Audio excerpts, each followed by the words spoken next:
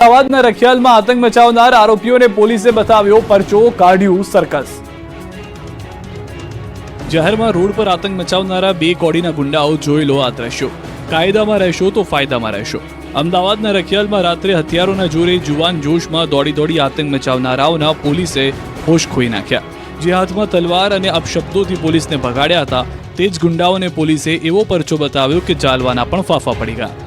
રખિયાલમાં દહેશત ફેલાવનારા પૈકી 4 આરોપીને પકડીને કોર્ટમાં રજૂ કરાયા હતા। બાદમાં પોલીસ આરોપીઓને સાથે રાખી ઘટના સ્થળ પર પહોંચી હતી।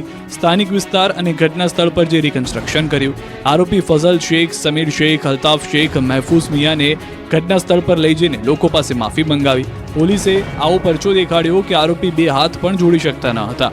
આરોપી પોતાના પગ પર ઊભા રહેવામાં પણ સક્ષમ ન હતા। પોલીસે આરોપીઓને કાયદાનું ભાન કરાવ્યું। આરોપીઓએ હાથ જોડી સ્થાનિક લોકો પાસે માફી માંગી। કોર્ટે આરોપી સમીર શેખને 24 તારીખ સુધી રિમાન્ડ પર મોકલ્યો છે।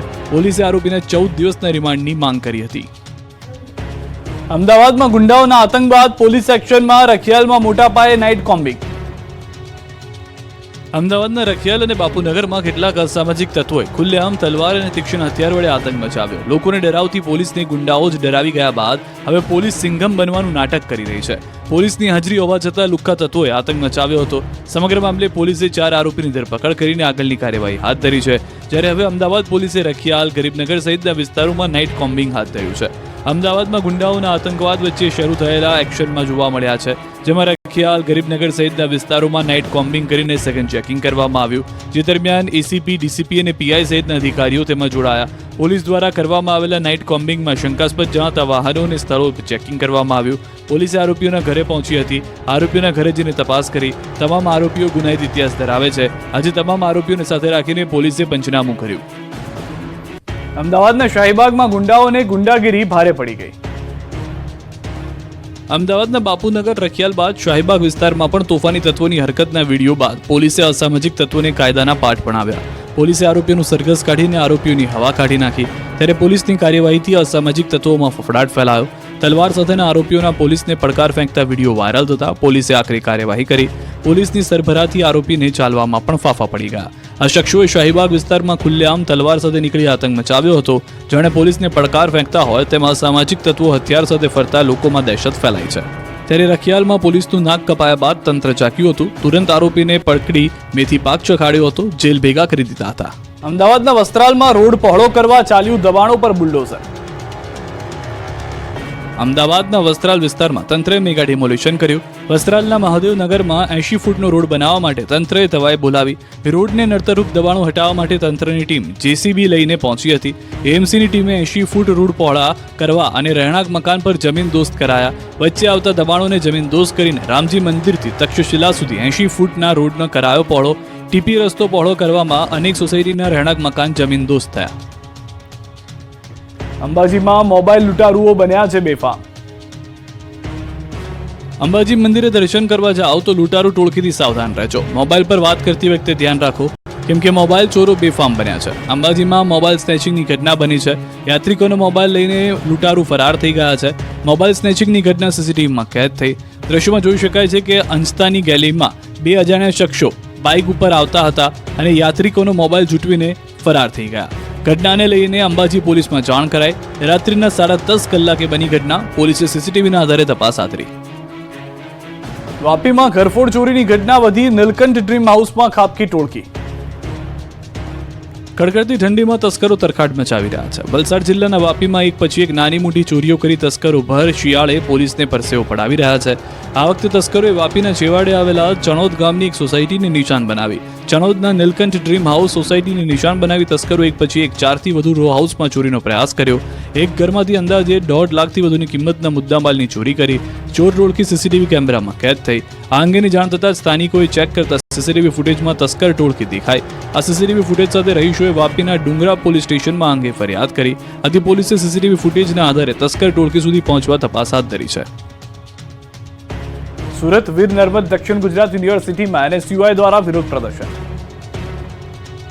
સુરત વીર નર્મદ દક્ષિણ ગુજરાત યુનિવર્સિટીમાં એનએસયુઆઈ દ્વારા વિરોધ પ્રદર્શન કરાયું. તાજેતરમાં યુનિવર્સિટી પરિસરમાં વિજય કટારિયા નામના વિદ્યાર્થી દ્વારા કુલપતિની ગાડી આગળ દારૂની ખાલી બોટલ ભરેલ કોથળો ફેંકવામાં આવ્યો.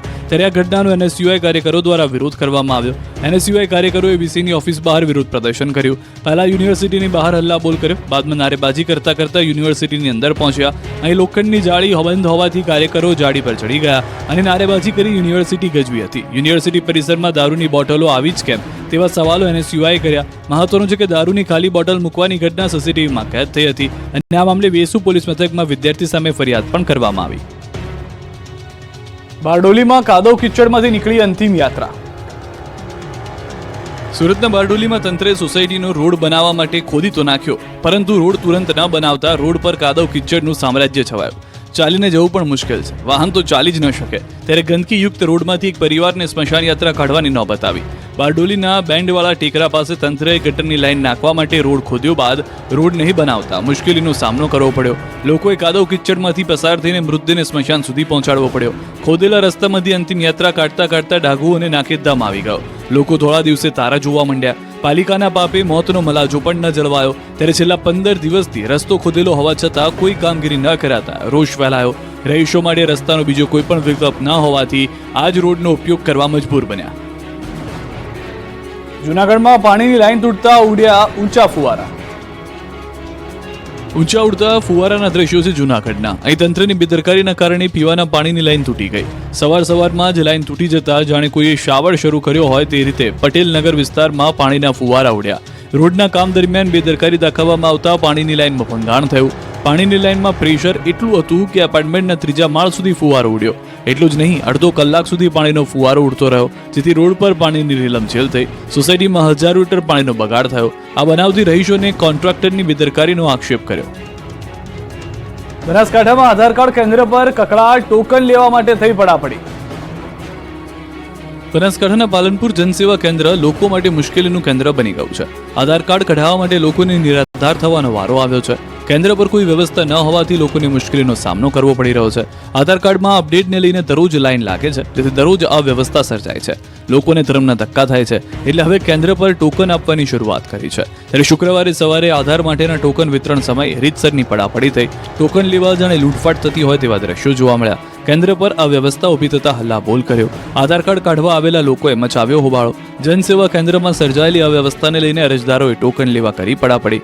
આધાર કેન્દ્રના 2 ઓપરેટરોને અમદાવાદ સાયબર સેલ તપાસ અર્થે લઈ જતા આધારની કામગીરી અટકી હતી. માંગરોળમાં સ્માર્ટ મીટરને લઈને થયો સંગ્રામ, વીજ કર્મીઓને અટકાવાયા. સ્માર્ટ વીજ મીટરને લઈને ચારે બાજુ બબાલ થઈ રહી છે. ત્યારે સુરતના માંગરોળમાં પણ વીજ સ્માર્ટ મીટરને લઈને હલ્લાબોલ થયો. સુરતના માંગરોળમાં લોકોએ વીજ કંપનીના સ્માર્ટ મીટરનો વિરોધ કર્યો. રહીશોએ વિરોધ સાથે વીજ કંપનીના અધિકારીઓની કામગીરી કરતા અટકાવ્યા. લોકોએ પ્રશ્નનો મારો ચલાવી વીજ કંપનીના અધિકારીઓને રવાના કરી દીધા. સ્માર્ટ મીટરથી લોકોને ગેરફાયદો થાય છે તેવું સ્થાનિકોએ વીજ વિભાગના અધિકારીઓને કહ્યું. ત્યારે સ્થાનિકોના આક્રોશ જોઈ વીજ વિભાગની ટીમ કામગીરી કર્યા વગર જ પાછી ફરવા મજબૂર બની હતી. રાજકોટમાં અશાંત ધારો લાગુ કરવા મુદ્દે વધુ એક ધારાસભ્ય આવ્યા મેદાને. રાજકોટમાં અશાંત ધારો લાગુ કરવા મુદ્દે વધુ એક ધારાસભ્ય આવ્યા મેદાનમાં. રાજકોટ પશ્ચિમ બાદ હવે રાજકોટ દક્ષિણના ધારાસભ્ય રમેશ ટીલાળાએ સ્થાનિક કોર્પોરેટર સાથે રાખી કલેક્ટરને મળી અશાંત ધારો લાગુ કરવા માંગ કરી. રાજકોટ શહેરના વોર્ડ નંબર 7, 8 અને 14માં અશાંત ધારો લાગુ કરવાની માંગ કરવામાં આવી. રામનાથપરા, સોની બજાર, વર્ધમાન નગર, પ્રહલાદ પ્લોટ સહિતના અનેક વિસ્તારોમાં અશાંત ધારો લાગુ કરવાની માંગ કરાઈ. ત્યારે સ્થાનિકોની માંગને લઈ કલેક્ટર કેવી કાર્યવાહી કરે છે તે જોવું રહ્યું. અગાઉ ધારાસભ્ય દર્શિતા શાહે પણ અશાંત ધારા મુદ્દે કલેક્ટરને રજૂઆત કરી હતી. આ વિસ્તારમાં અન્ય ધર્મના લોકો મકાનો ખરીદી ગેરકાયદે પ્રવૃત્તિ વિસ્તારી રહ્યા હોવાની રજૂઆત કરી છે. રાજ્યમાં બાર એસોસિએશનની યોજાઈ ચૂંટણીને લઈ વકીલોમાં ઉત્સાહ, રાત્રે આવશે પરિણામ. ગુજરાતભરમાં બાર એસોસિએશનના પ્રમુખ અને હોદ્દેદારો માટેની ચૂંટણી યોજાઈ હતી, જેને લઈને મતદાન સવારે 9 વાગ્યાથી શરૂ થઈ ગયું. સાંજે 4:30 વાગ્યા સુધીમાં ચાલેલા મતદાનને લઈને રાજ્યભરના વકીલોમાં ઉત્સાહ જોવા મળ્યો. રાજ્યભરમાં 270 બાર એસોસિએશનની ચૂંટણીને લઈને ભારે ઉત્સાહ જોવા મળ્યો. સૌરાષ્ટ્રના સૌથી મોટા ગણાતા રાજકોટ બાર એસોસિએશનની ચૂંટણીમાં 3704 મતદારો મતદાન કર્યું. અહીં પ્રમુખ પદ માટે ત્રિપાંખીયો જંગ જામ્યો. તો સુરતમાં પ્રમુખ પદ માટે ઉદય પટેલ અને બ્રિજેશ પટેલ વચ્ચે કટોકટીનો જંગ થયો. સુરતમાં નોંધાયેલા 4978 મતદારોમાં ખાસ્સા ઉત્સાહ જોવા મળ્યો. 4978 6 હોદ્દેદારો અને 11 કારોબારી સભ્યોનું ભાવિ નક્કી કરશે. સુરત ડિસ્ટ્રિક્ટ જજની મનાઈ હોવા છતાં પણ કોર્ટ કેમ્પસમાં બેનરો જોવા મળતા વિવાદ થવાની શક્યતા સેવાઈ રહી છે. કોર્ટ બિલ્ડિંગની ફરતે મુકાયેલા સીસીટીવી કેમેરાને પણ મેન્ટેન કરાયા. તો વડોદરા ખાતે વકીલો વચ્ચે ખરાખરીનો જંગ જામ્યો. 18 બેઠકો પર 43 ઉમેદવારો વચ્ચે કાંટાની ટક્કર જોવા મળી. 3845 મતદારોએ મતદાન કર્યું. તો સાબરકાંઠા જિલ્લા બાર એસોસિએશનના 5 હોદ્દા માટે 12 ઉમેદવાર મેદાને છે. ગુજરાતીઓને કાતિલ ઠંડીથી મળશે રાહત. 5 દિવસમાં ઠંડીમાં થશે ઘટાડો. રાજ્યમાં હાલ કડકડતી ઠંડી પડી રહી છે. કાતિલ ટાઢના કારણે લોકો ઠૂંઠવાઈ ગયા છે. મોટાભાગના શહેરોમાં ઠંડીનો પારો ગગડીને 12 ડિગ્રીની નીચે પહોંચી ગયો છે. ઠંડીની સાથે બર્ફીલા પવનથી લોકો ફફડી ગયા છે. રાજ્યમાં નલિયામાં સૌથી ઓછું 6.4 ડિગ્રી તાપમાન નોંધાયું. તો રાજકોટમાં 9.5 ડિગ્રી, થરાદમાં 10.1 ડિગ્રી, ભુજમાં 10.2 ડિગ્રી, નર્મદામાં 10.4 ડિગ્રી, રાધનપુરમાં 10.5 ડિગ્રી, હિંમતનગરમાં 11 ડિગ્રી, દાહોદમાં 11.2 ડિગ્રી, ગાંધીનગરમાં 11.5 ડિગ્રી, વલસાડમાં 11.9 ડિગ્રી, અમરેલીમાં 12.6 ડિગ્રી, અમદાવાદમાં 13.4 ડિગ્રી અને વડોદરામાં 14.6 ડિગ્રી તાપમાન નોંધાયું છે. જોકે રાહતની વાત એ છે કે હવે ઠંડીમાં ઉત્તરોત્તર ઘટાડો થશે. રાજ્યના લોકોને ઠંડીના પ્રકોપથી રાહત મળશે. હવામાન વિભાગની આગાહી મુજબ આગામી 5 દિવસ ઠંડીમાં ઘટાડો રહેશે. પવનની દિશા બદલાતા હવે ઠંડી ઘટશે. જોકે સૌરાષ્ટ્ર કચ્છ છૂટવાવા માટે રહેજો તૈયાર. રાજકોટ, પોરબંદર અને કચ્છમાં કોલ્ડ વેવની શક્યતા. સામાન્ય કરતાં 4.5 ડિગ્રી ઘટાડો થતા કોલ્ડ વેવની આગાહી. હાલ ઉત્તરથી ઉત્તર પૂર્વ તરફ પવન ફૂંકાતા આગામી 24 કલાક કોલ્ડ વેવની આગાહી કરી છે. જોકે આગામી 5 દિવસ તાપમાનમાં વધારો થવાની શક્યતા છે.